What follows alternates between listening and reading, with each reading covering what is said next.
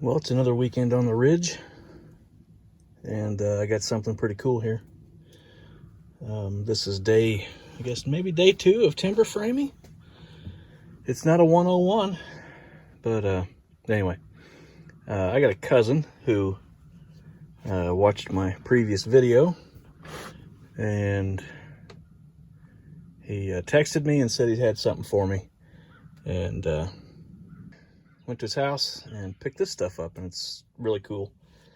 I immediately wire brushed it like any iron or steel tool. If it's not used very often, it'll immediately start to rust or get that wonderful orange patina we all know so well. Anyway, had some nice leather sheaths. They looked a little dried out and crunchy, but I just put a liberal amount of oil on them, and they came back to life wonderfully. I do need to put some new handles on these, mainly the slicks. I think there's one slick in here. It's a 2.5, and then there's a mortising chisel that's 2.5, and then another mortising chisel that's I think 1 inch. And then I've got a little cornering tool. I'll just drag all these out here and move the sheaths to the side.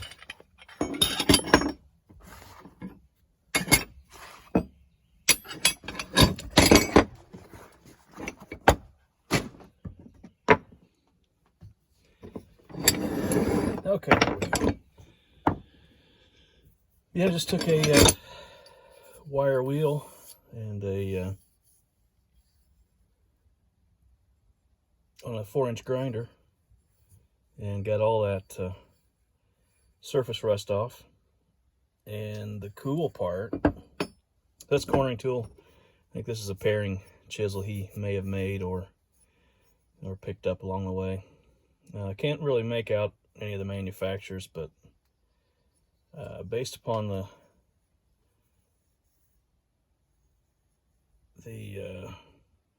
damage from rusting, I don't think this was from him. I think it was probably before he got it. Anyway, nice parting chisel. Here's that 1-inch mortising chisel. And what I immediately noticed cleaning it up, being a blacksmith, I don't know if you'll be able to see this on camera, but you can see where this is forge welded. There's a darker pattern here. So there, on the back of this chisel, starting here, is a steel bit that's been forged in for the cutting edge. And this face, or back, whatever you want to call it, I'm not real clear on terminology on wood chisels, but that's, I'm pretty sure, wrought iron. And I think it was JR's at one point, based upon those letter punches. I see a lot of like hammer marks on the tops of all of these, and I'm wondering if that was to provide a little belly on the bottom, to be able to maybe get a little straighter in those tenons, or excuse me, mortises. One of these is a slick. It's this one. Yeah, I noticed it had the flat extended up past here. And here's another cool point. That's forge welded as well. You can see that steel pattern. But then I also noticed an inclusion here in the forge weld where they brought that around and made that cone for the handle. I don't know. I like metalworking archaeology, and you can see where that steel bit ends, and then you find that wrought iron. That's good. I think those are probably fairly old, and based on the patina on some of these, I think some of these were probably maybe the same manufacturer, at least the same time period, maybe.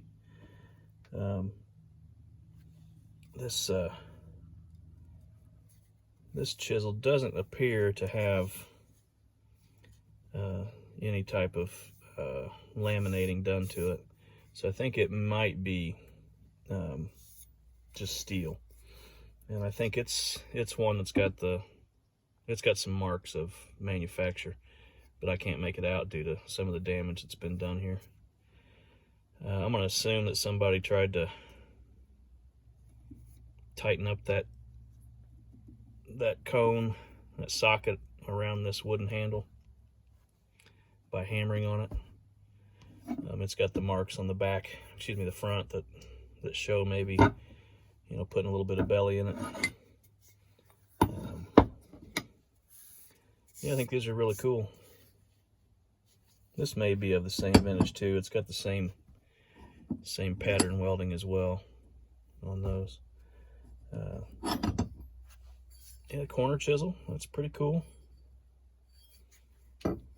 And paring tool. It also had some hand drills and bits and draw knife and broad axe, but I need these the soonest, so I started cleaning these up. They've still got a pretty good edge on them that Kip left on there. Not too bad. I'll probably dress them up a little bit because I'm fairly anal about things that I prize and appreciate, especially tools that people I know have used. Yeah, I think we're going to go with all new handles, and for that I bought a new hickory, I don't know, a hoe handle, or it wasn't a shovel handle, but it should work out just perfect in length for a new slick handle. And then it's also still got a nice taper for the other chisels I have here, so that'll be a project. I won't get to use these on what I'm going to do today, or probably the next couple weeks. I have some other chisels that'll work. But anyway, I just wanted to share these with you. I think they're great, and I love them, and I appreciate them. But I got them from my cousin Kip, who, as a kid, I thought was the coolest. He seemed a bit of a maverick.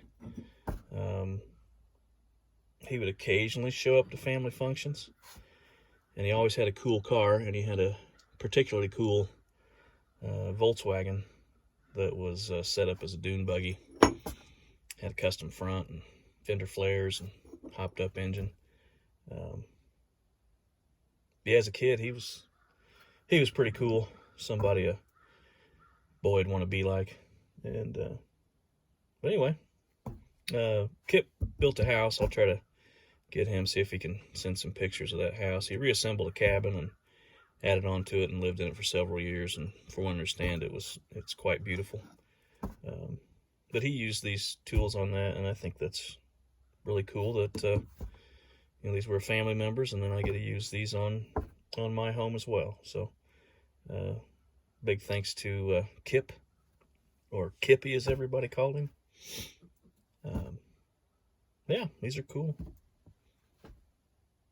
And once again, these sheaths came right back to life.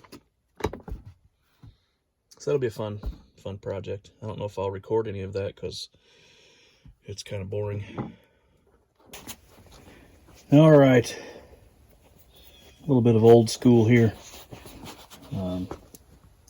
Cutting down this tenon quite a bit there to try to chisel out, but laid out my lines, and I don't mind doing handwork like this. It's good to, I guess, say I've done it once or twice.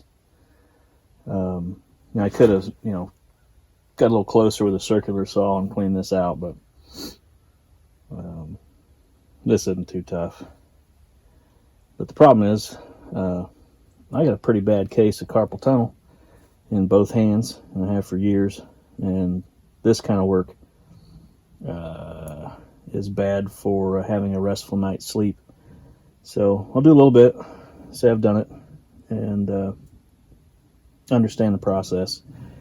But from here on out, I'm probably just going to use power tools, because I can squeeze that trigger for, I don't know, 8 or 10 seconds, whereas, you know, holding onto this for 10 minutes is bad for this old guy. Anyway, I'm about through this, and I've already done one on the other side, so I'll keep rolling through here just for your entertainment. These Japanese saws, or that's a lot to say, so I call them back saws because they cut with a pole. Maybe it's a pole saw. I don't know. I've never cared much for tool names. Pull back, pole saw, whatever the hell you want to call it. Japanese saw. It's got no kerf to it, so you get a nice fine finish. I've always hated a hand saw where you got to push. I tried it several ways when I was younger, working on other things, and absolutely hated them. This is genius, and I don't know how this technology didn't show up in America a lot sooner. It's precise, and it's easy to do. It's easier to push than pull. But what I do is I kerf around all the lines that I make, leaving the line until I get down to about a 1/4 inch all the way around, and then I can kind of pick up the pace and work a little more recklessly, but always watching where I want to stop the saw here and here. I said I wasn't going to give a tutorial, so I guess just enjoy this. I'm sure in the comments someone will correct me, and I'm fine with that. I like that kind of conversation. I just don't like trolls. And you trolls are easy to pick out. It's easy to see when you've never done a damn thing in your life.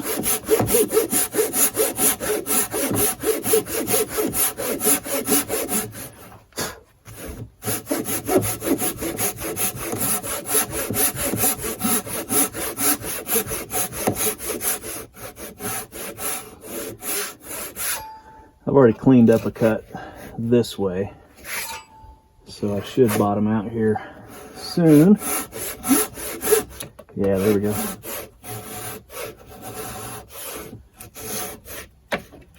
Yeah, it's held up here at the top somewhere.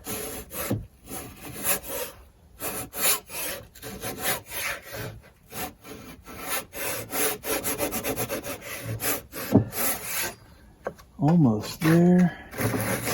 There we go. Now that's easy to clean up with a chisel, and you can see the quality that gives you there.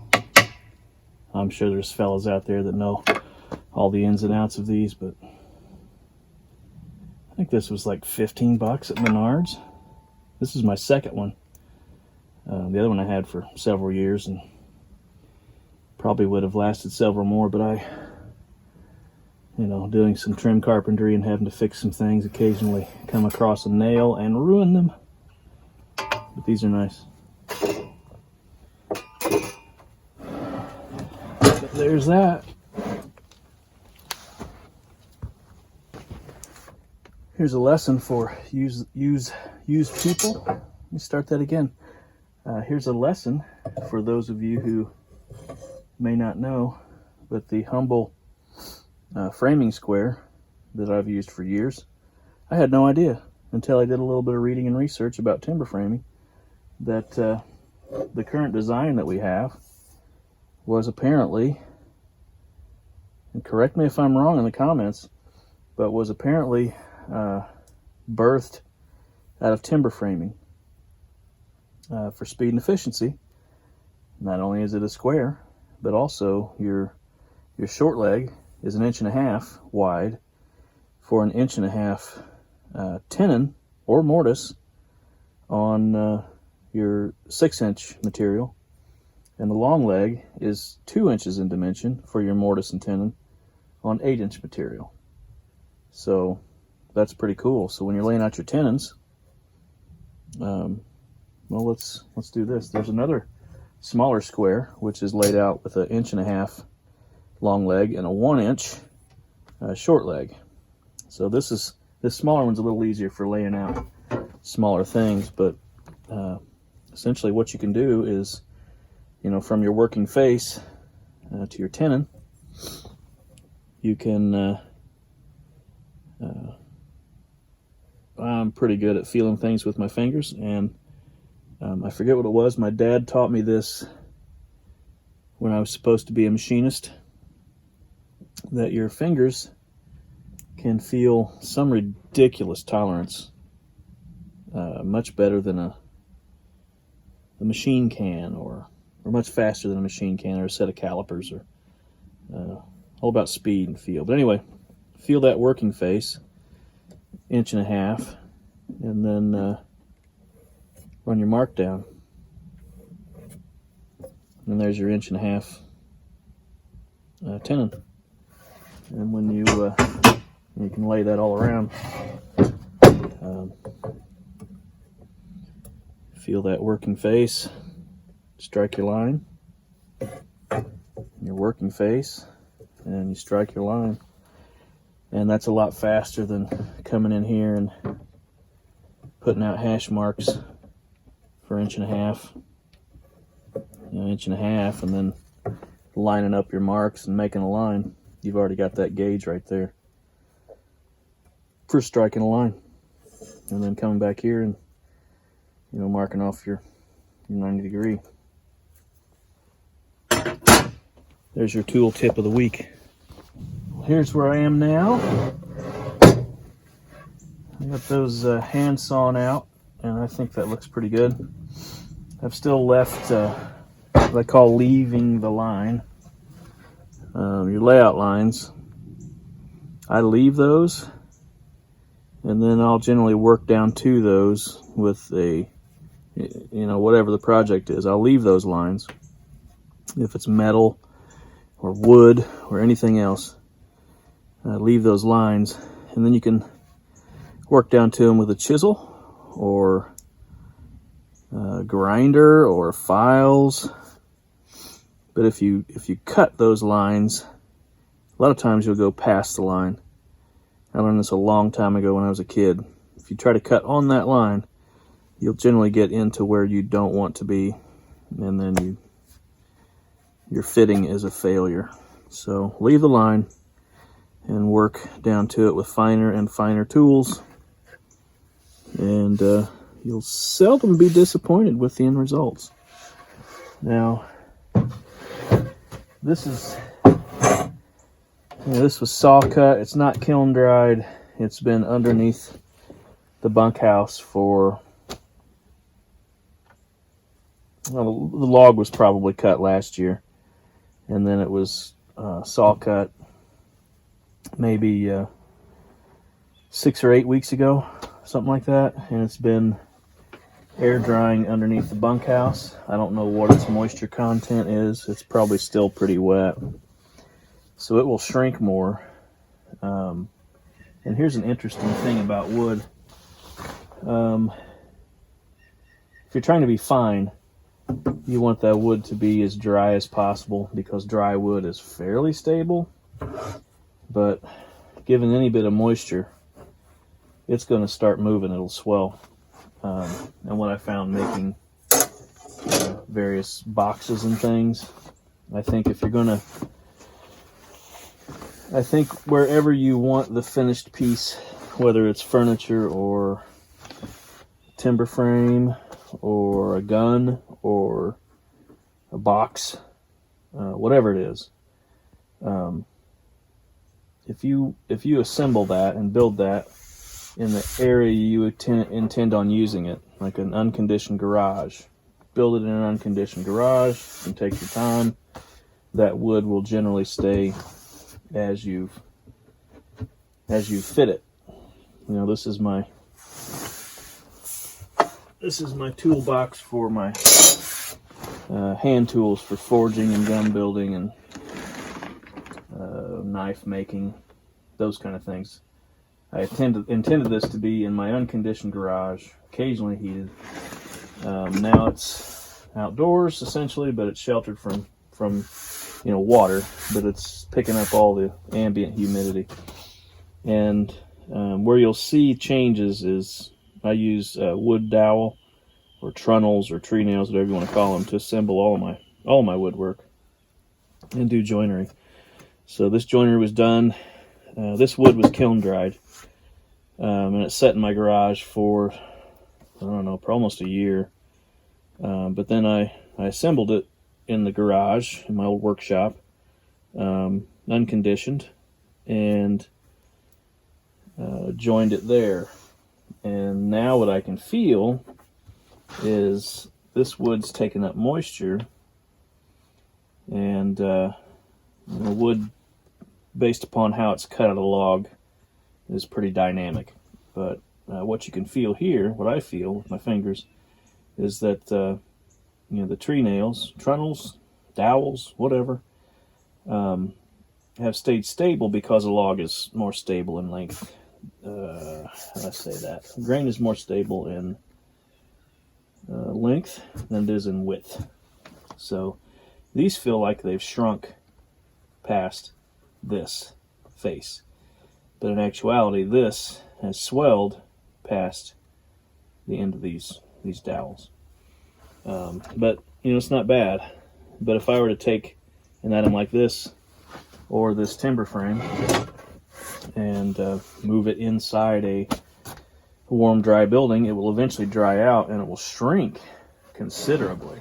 So if I were to take this box inside a home in the winter and bring it up to 80 degrees, who heats their house to 80 unless you're 90?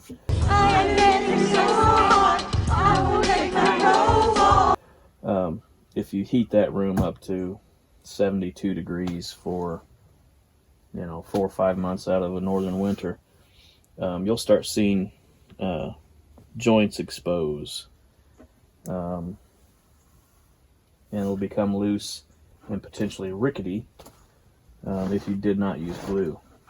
So weird things. So here on the timber frame, it's going to be outside. It's pretty humid right now. We've had some rain in the last couple days, but it's going to be interesting for me to figure here how much this will shrink. And I'm planning on cutting timbers, or should I say cutting logs, probably this month and next month, and potentially milling those deep into winter, into January, February, and air drying those, under cover until the spring when I start doing the timber frame on the house. So just wondering how this is going to go. I don't have any old boys around me, and I'm not one to attend schools. That's how I learn. I learn by doing, always have. And I don't know, be a learning experience. Fortunately, the learning experience is on something small, the timber frame workshop. Yeah.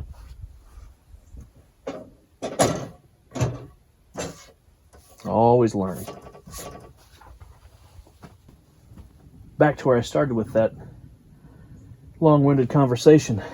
I'm not really sure if I should go ahead and pare these down to finished fitting dimension, or if I should leave them until I'm actually ready to fit it up, because I still have to cut the posts and put the mortises in the posts, and then I also have to cut the beam and put the mortises in the beam for the posts and these knee braces. So I'm not sure if I should get all that rough work done and then fit these, or if I should just do it all as quickly as possible and bang it together, which I guess would be called green. But I'm pretty sure these will shrink, and then I'm pretty sure the mortises will get larger as they shrink. I don't know. Any of you people who've experienced timber framing, if you care to chime in, I'm all ears. Right now I'm all mouth, but anyway, learning. She's my little buddy. She is your little buddy.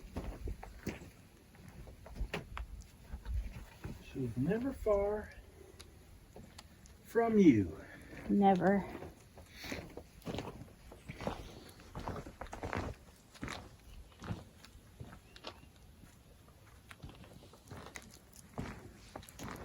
I poured these piers. Mind you, I've never really done any concrete work. I've set posts in concrete. I've leveled some concrete, and I have done some block work and brick work, but never really poured concrete in any kind of form. But with this poplar, you can't set it in the ground. It's got to be off the ground. So I thought if I've got to make a connection, I want it to be at least 20 inches or so off the ground. So that's what I've done here. I had a window in between freezing weather to pour concrete, and I chose to make a form, and I learned a lot about what a form should be after taking the forms off of these piers. I should have let it set up a little bit longer, because when I pulled the form off, it kind of pulled off the milk on the outside of that concrete and exposed some aggregate. If I do forms again to pour concrete such as this, I will certainly utilize plywood that hasn't been laying around in the rain or is of a low grade. I'll probably get some furniture grade plywood and seal it with linseed oil or the like on the interior before I pour any concrete in it. Another thing I did was I kind of mixed the concrete in the form because it was rapid set, because I had a short window of opportunity. Anyway, the basic shape is what I wanted. I put these little chamfers on it. And I set the anchor bolts in it. Those are eye bolts. But the concrete finish is subpar to me. Of course, I tend to want a high level of finish. They're certainly solid and sound, but the exterior looks pretty janky. But I think they'll work. But you know what's key? Here's what's key. Pier to pier, it's level. Get some focus here. So my posts, which will set on top, can be exact. So that's good. Fortunately, towards the front of the building, where you walk up, that pier looks the best. And the one that'll kind of be hidden is here in the back. But my guess is nobody's going to notice but me. Anyway, yeah, fun experiment. Worked out great for what I'm doing here. And on that note, I've made the cut on this these two posts. I managed to get 2 out of 1. The one's got a little bit of curve to it, but I think for what I'm doing, it's going to be more than acceptable. And a note to you people who aren't used to cutting things off, I cut my bottom here, and we'll eventually, if you want to find fit on things, you don't want anything proud in the center. And I got to use a Forstner bit to carve out for where the bolt and the nut to hold this down is going, and then there'll be a plate. But anyway, this will get kind of hollowed out. I'll use a 4-inch grinder and a flap disc, hollow out that center so all the edges meet flush in the stainless steel mounting plates that I made. And I'm utilizing my cutoff here, since I can get two, as the bottom of the next post. And I'm able to drop off this big knot here, and that'll be the end of the post, and my tenon will come down into here. So always look at your wood and figure out your best opportunities. Well, I've got my two posts cut out, and I got the tenons cut out. I actually used a handsaw on there because it was actually kind of easier than what I was going to do. I got some cleanup to do. A little off there. Tricky part's finding one good side and the other best side. I got that sorted out, and these will match. This is actually the south. It'll come up, and this north, it'll go out and come up, if that makes sense. And then I've got my first house laid out on the south post, and it'll receive this tenon. There was a friend's meeting house in a town nearby. It was a super massive structure, and a lot of the eave brackets were timber frame, and they had cut out this 1-inch, not so much of a house, but as a shelf to carry their knee braces, and I thought it was really pretty. You know, generally I see them cut, come down an inch, and they'll have an inch that'll even go past here, which in my opinion kind of looks unfinished, or it looks like a mistake. But I saw these, and it was a super massive structure, and it's been there for, I don't know, 100 years or more. But yeah, just gorgeous. And they did this on their knee braces, and the joints were tight, and it looked great. And I'm gonna see if that'll work for me on this little timber framing shed. Timber frame shed? Timber frame shop? I forget what we're gonna call it. Anyway, I got my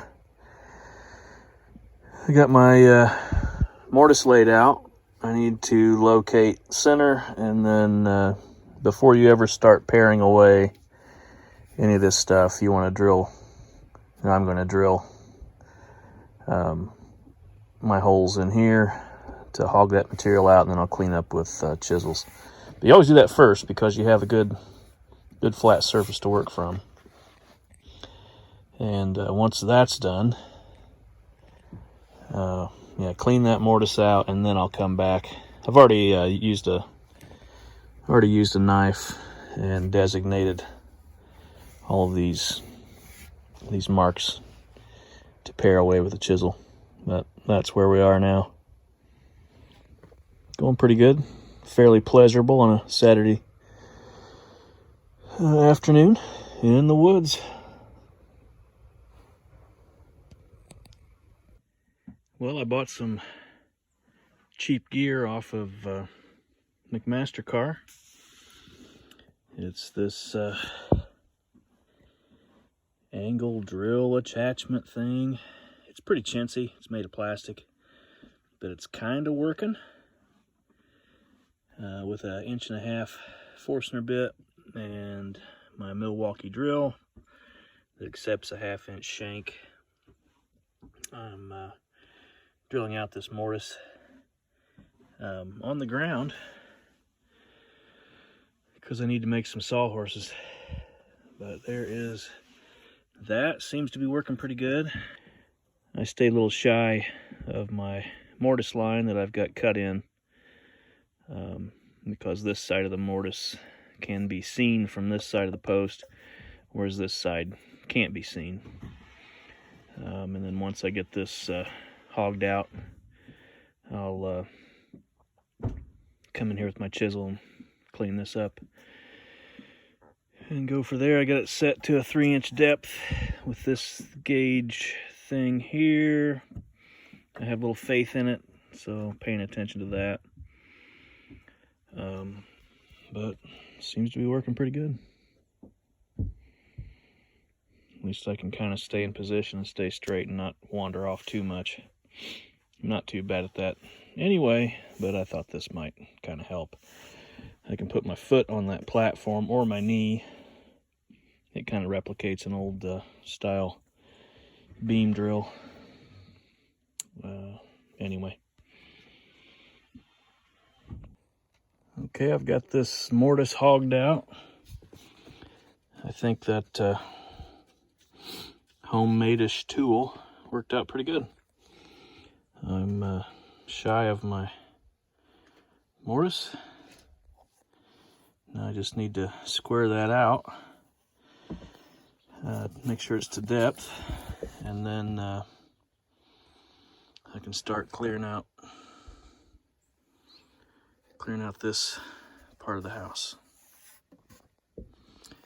You always want to do that mortise first because you have your best face for working, and it's your best opportunity to stay square.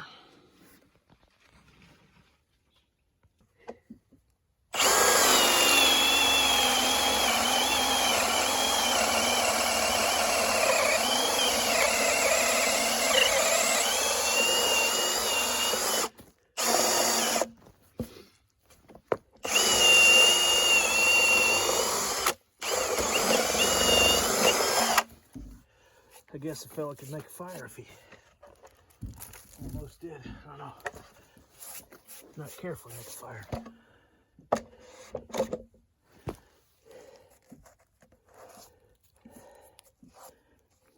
Hot and steamy. What that is. Okay. This is kind of fun.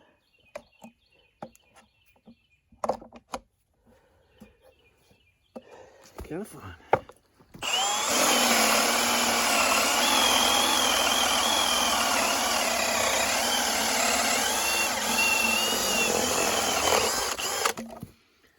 That's it. Well, that is pretty cool. I can't see why I would ever want to spend a bunch of money on a chainsaw mortiser unless, you know, I was going to make money doing this. Yeah, it's pretty cool. All right, I've got that mortise fairly well hogged out. I'm missing, I got a small machinist's square that would be great for this, but it's not in my blacksmithing toolbox. I think it might be in my work apron in a box someplace else. So before I shave out much more of that, I'd like to get a square on here and square my sides. But I think I can go ahead and take out this house. And then I can, that'll be easy to square, and then I can square off of that into that mortise. So that's what I'll do. Bit of progress. I need to scrub that off.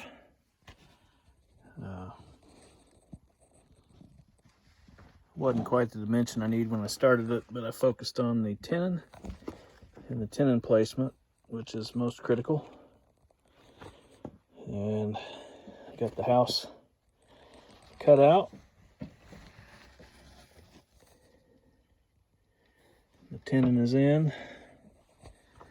This is the north post and brace. But pretty happy with that. I like that. It's fun recreating that neat little housing. I think it worked out great. 3 more to go. Well, yeah, 3 more to go. I've made a saw cut to the far side of the mortise to the bottom of the house. It's a little light up here, but I'm good down there. This is kind of a pain with a 1-inch mortising chisel. I think a 2-inch or 1.5 inches or a 3 would be cool. Chisel work, you don't want to take a big old hog off.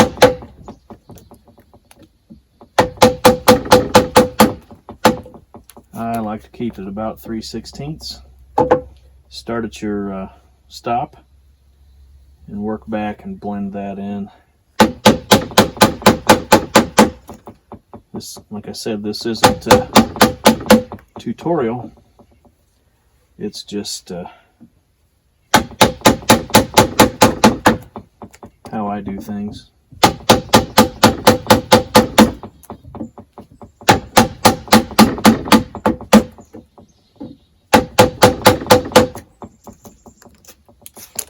I'm coming up light as I get into that house because I know my saw stopped somewhere in there. That's probably it right there.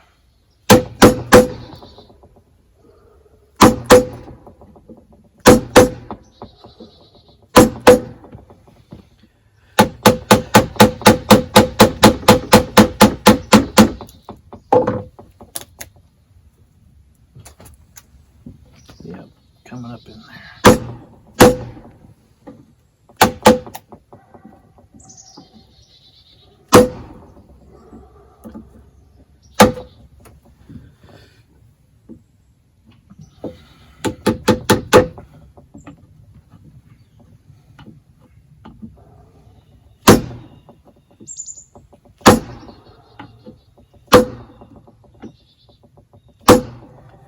I use always have, for all of my woodworking, is a dead blow mallet instead of a wooden mallet. I might switch, I don't know, but the dead blow works like a champ. I bought this years ago when I was restoring Jeeps, and I've had this for, I don't know, 15, 20 years, something like that. 20 years? I think about 20 years.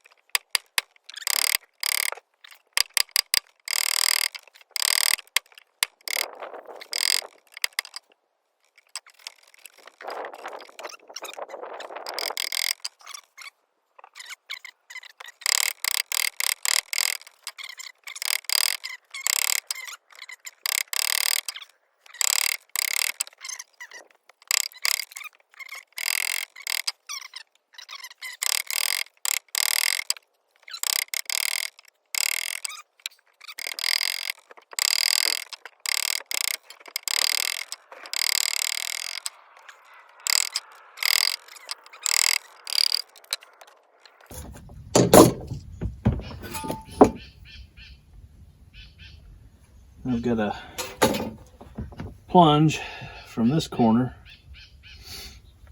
down to the bottom of this mortise. I think I can take care of most of that.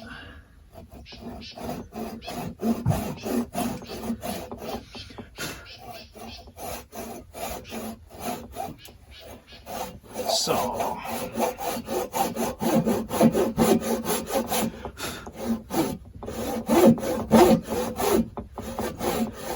once again, I scribe my line over here.